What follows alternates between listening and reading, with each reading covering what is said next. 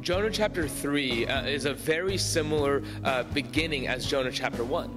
In Jonah chapter 1, God calls Jonah to go and preach the good news to the Ninevites. And in Jonah chapter 3, God calls Jonah to go and preach the good news to the Ninevites. And so as you read Jonah chapter 3, go back and read Jonah chapter 1 and ask yourself, what's different about this account? And then ask yourself why it's different. And then as you go through this, watch how the Ninevites respond. As Jonah goes into the city and preaches a very simple message, ask yourself how the Ninevites respond. And on top of that, notice how simple of a message this is, and how quickly the Ninevites do respond to it. And then ask yourself if you've ever had that thought that you have to know so much about God, so much about the Bible before you even approach your friends about the good news.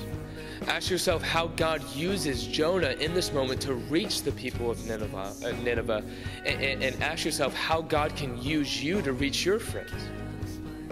And what's interesting is this, that if you study the historical background of this moment, you'll notice that God had been preparing the Ninevites for this message beforehand. He'd done it really in two ways. One, the Ninevites were going through a very rough time.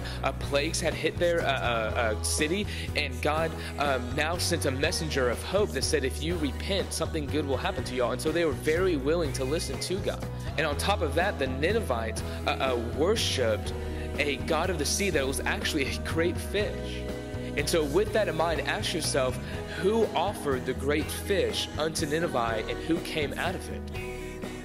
And so as you read through this, notice that God prepares the way whenever you are going out to meet with your friends and those people that God had put around you and has called you to reach out to them. And so as you read this, know that God has placed you in a situation in which you can reach out to people, and that He's not just placed you in that situation, but He has prepared the way for you.